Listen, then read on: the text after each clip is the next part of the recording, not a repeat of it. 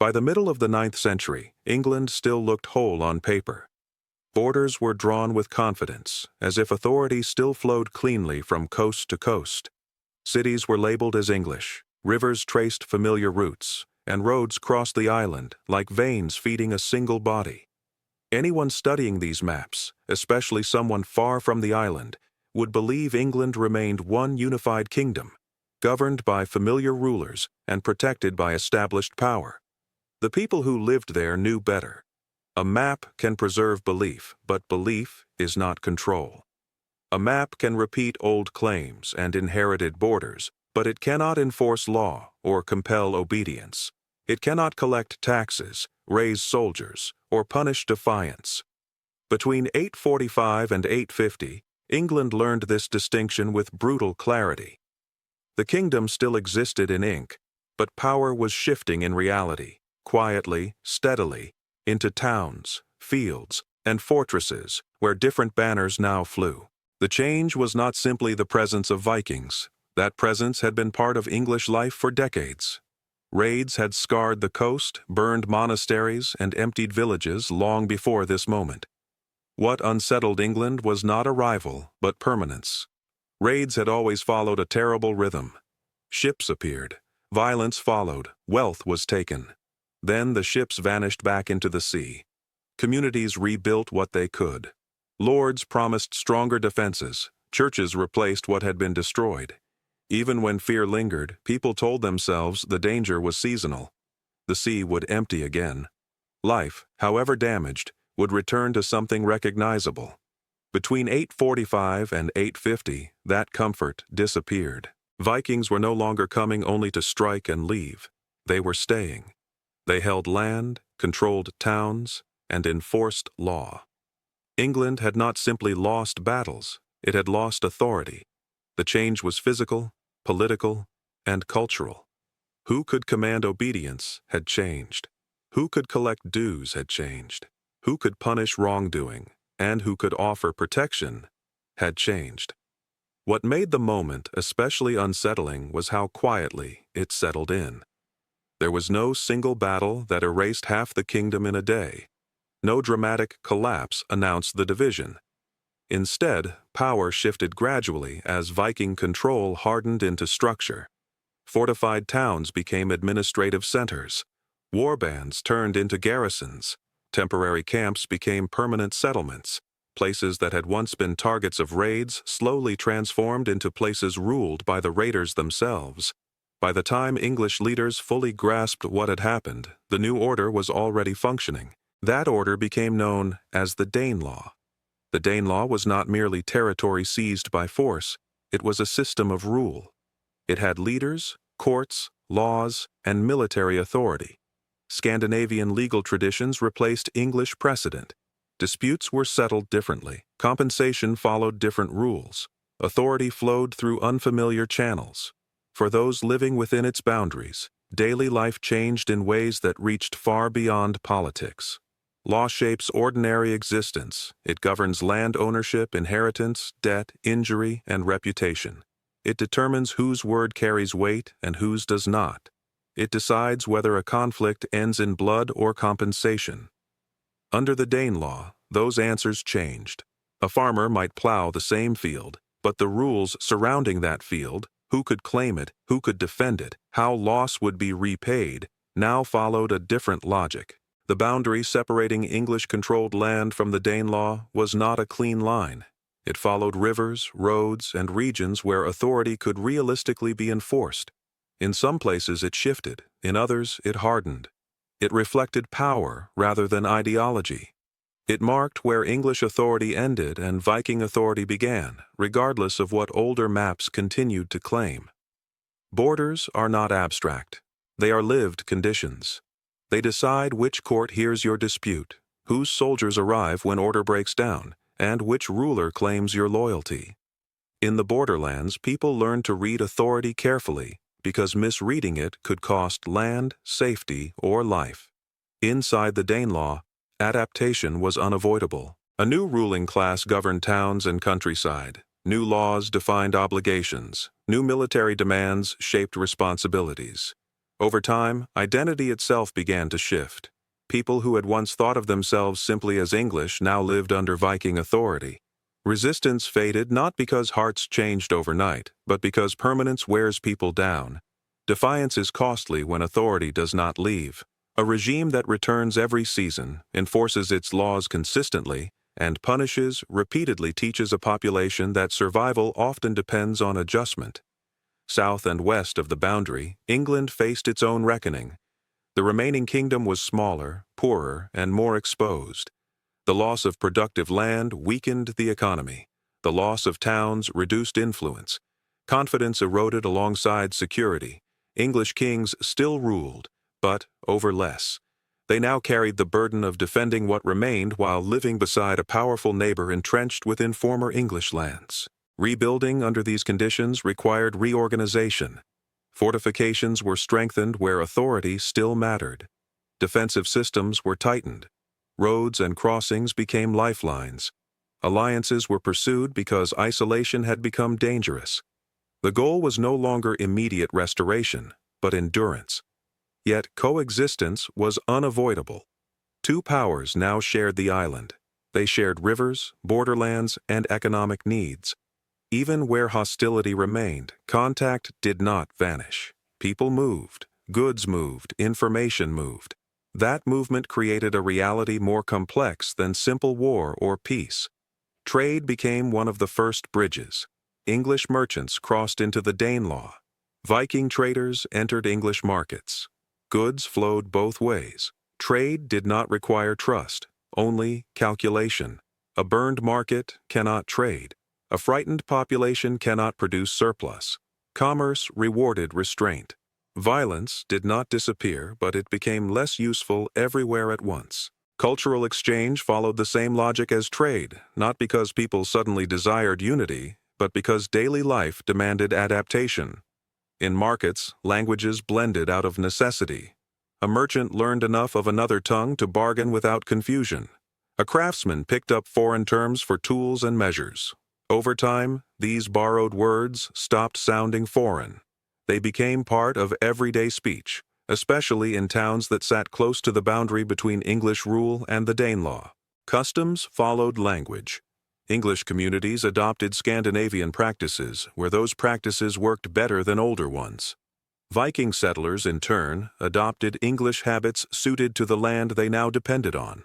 Farming methods adjusted. Land was divided differently.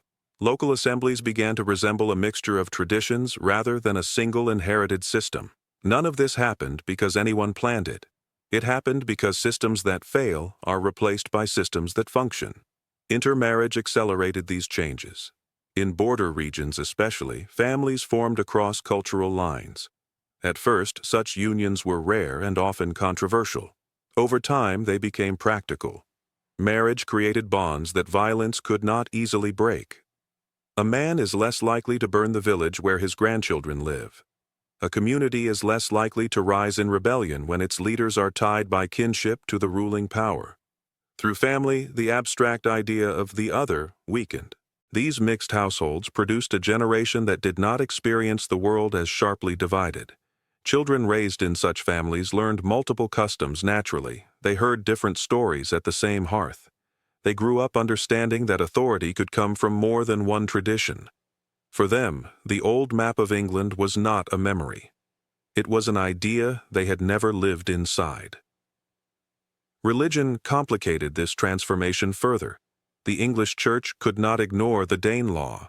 Monasteries lay within Viking-controlled territory. Christian communities lived under pagan rulers. Church leaders understood that withdrawal would surrender influence entirely.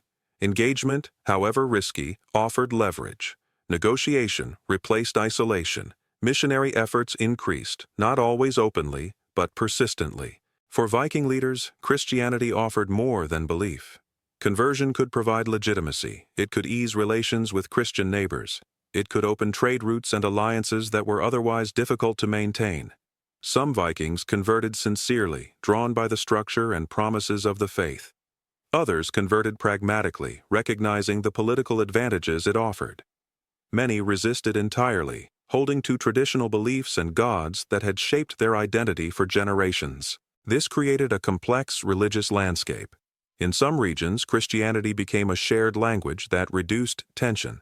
In others, it sharpened divisions. Faith could unify or divide depending on circumstance. But once conversion began, relationships across the island changed.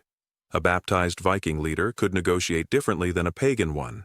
A Christian Viking could claim protection and legitimacy within English systems. Religion became both bridge and boundary, reshaping power in subtle ways. Both kingdoms worked to strengthen what they controlled. English kings reorganized defenses, fortified remaining towns, and sought alliances with neighboring powers. Their authority rested increasingly on reliability rather than ambition. They needed to prove that what remained of England could still be governed effectively. Roads were secured, supply lines protected, administrative systems tightened. In a world where half a kingdom had slipped away quietly, consistency became a form of strength. Viking leaders followed a parallel path. Raiding had required boldness and speed. Ruling required administration. Laws were formalized, taxes collected, military obligations clarified. Settlements were planned not as temporary camps, but as permanent communities. Authority shifted from individual war leaders to structured governance. Over time, Viking rule became less about constant intimidation and more about predictable enforcement. By 850, the division was no longer theoretical. Two powers existed on English soil. The Danelaw stood as a permanent Viking realm. England persisted as a reduced but resilient kingdom. Neither could remove the other without enormous cost. The island had entered a new political reality, one defined not by conquest alone, but by coexistence under tension. The maps, however, lagged behind reality. They still showed a unified England. Borders remained drawn as if nothing had changed. Cartographers preserved inherited claims rather than current power. Redrawing those lines would have meant admitting failure, and rulers resist such admissions as long as possible. So scribes copied older boundaries even as authority shifted beneath them. For ordinary people, the difference between what was written and what was real revealed itself in small, sharp moments. A traveler might carry a letter of protection from an English lord and discover it meant nothing a few miles beyond a river. A merchant might plan a route based on familiar authority and find new tolls demanded by unfamiliar rulers. A family might argue over inheritance and learn that the court judging them now spoke a different legal language. These experiences taught the population day by day that the map was no longer the world. The Danelaw's power was unsettling precisely because it was organized. A raid can be resisted even if resistance fails. Administration is harder to fight. A permanent authority does not ask for a single surrender. It demands ongoing recognition. It collects dues every season. It enforces law repeatedly. It turns defiance into a long-term burden rather than a single act of resistance. That is why the Danelaw reshaped daily life. It did not merely take wealth, it reordered obligation. It demanded participation. Even those who hated it had to engage with it to survive. Identity itself became complicated. People could remain English in language and memory while living under Viking law. Over time, this duality became normal in certain regions. Children growing up under Viking rule would not remember a different system. For them, the old map described a world that no longer existed. Loyalty became practical rather than ideological, tied to who protected, judged, and governed effectively. Borderlands sharpened these realities. Where authority is uncertain, people become cautious. They learn which side will respond to a call for help. They learn which customs to perform in public and which to keep private. In such regions, survival often matters more than allegiance. A farmer's first loyalty is usually to his household, not to a distant crown. This practicality shaped English policy after 845. The remaining kingdom had to choose between dreaming of reconquest and securing survival. Dreams required resources England no longer possessed in abundance. Endurance required discipline. English rulers chose to fortify what remained, accepting loss in the short term to preserve authority in the long term. That choice did not erase ambition, but it delayed it. Fortification became symbolic as well as defensive. Walls and garrisons signaled that English rule still meant something where it existed. Administrative reliability became a source of legitimacy.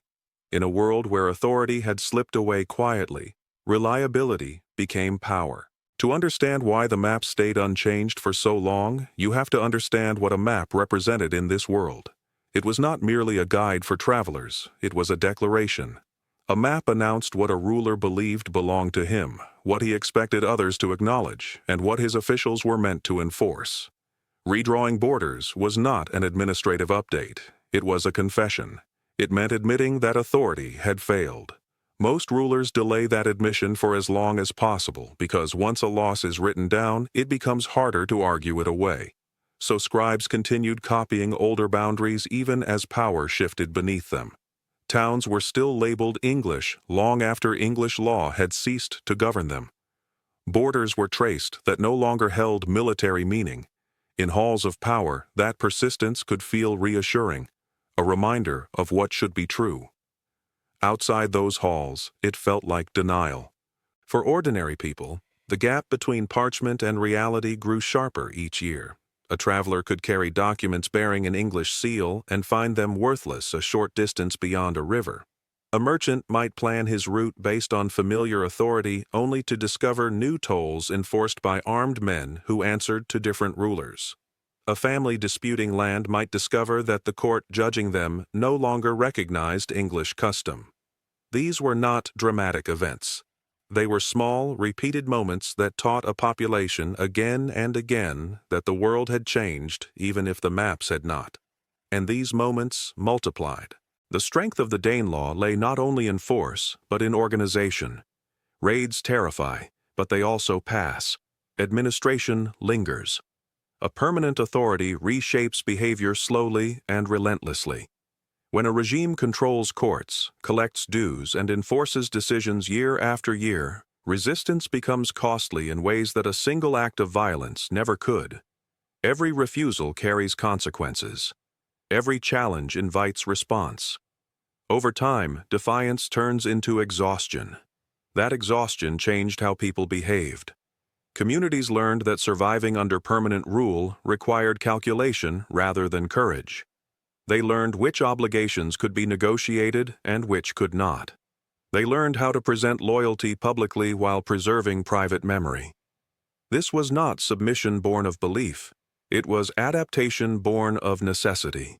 The Danelaw did not simply conquer land, it reorganized daily life. It turned fear into structure. It replaced chaos with predictability. And predictability, even when imposed by a former enemy, can feel preferable to endless uncertainty. Meanwhile, the English kingdom that remained continued to adjust to its reduced reality. Loss forced clarity. English rulers could no longer afford illusions of total control. They focused on places where authority could still be enforced. They strengthened towns that could be defended. They secured routes that allowed movement between loyal regions. They refined systems of response so that threats could be met quickly rather than heroically. This shift altered English identity as well. The kingdom became more disciplined, more centralized where possible, and more aware of its limits. Authority was no longer assumed, it had to be demonstrated repeatedly. English rule survived not through expansion, but through consistency. Where English law still operated, it had to work reliably, or it would be replaced by something else. Contact between the two realms never ceased. Even in times of tension, people crossed borders daily. Traders moved goods. Messengers carried information. Families traveled to maintain ties. These movements made total separation impossible. They also made total war impractical. Burning a region that supplies your markets is self-destructive. Destroying roads you rely on isolates your own power. Trade deepened these realities. Markets that functioned became points of shared interest. Roads that stayed open benefited both sides. Violence did not vanish, but it became selective. Certain places were protected not out of mercy, but because destruction would harm everyone involved.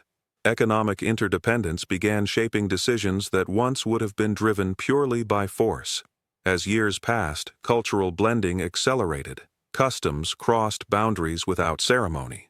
Legal practices borrowed from each other. English leaders adopted Scandinavian methods of compensation and assembly where they proved effective. Viking rulers incorporated English administrative practices that helped manage land and population.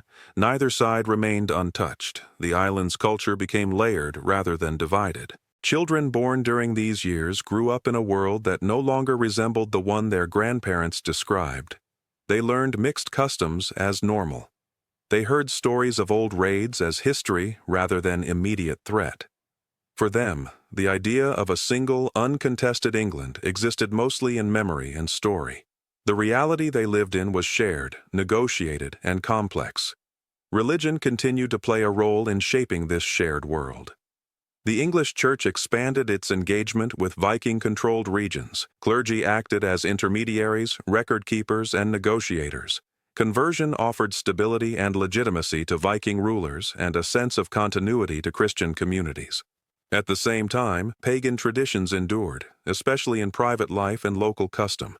The result was not uniform belief, but layered identity. Over time, the distinction between English land and Viking land mattered less in daily experience than in political theory. People paid taxes, attended courts, traded goods, and raised families within systems that blended elements of both traditions. Authority was no longer a single voice, but a negotiated presence shaped by who could enforce rules consistently. This was the true transformation of the island. Not a sudden unification, but a slow convergence driven by permanence. England was no longer defined solely by resistance to invasion. It was defined by coexistence with a power embedded within its borders.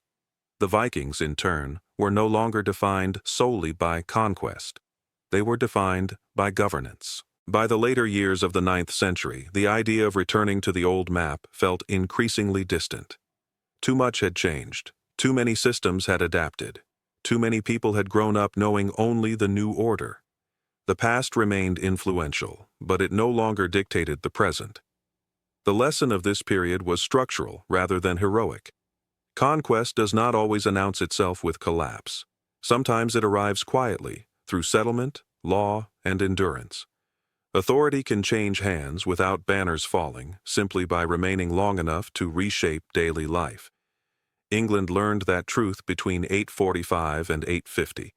The Danelaw demonstrated it with ruthless efficiency. What followed was not immediate unity or endless war, but a long negotiation between two powers forced to share an island neither could fully dominate. The maps remained drawn as they always had been, preserving the image of a united kingdom. But the land beneath them told a different story, one written in courts, markets, households, and habits. A story of division that hardened into permanence, and permanence that eventually demanded coexistence. The maps were still drawn, but the land was gone.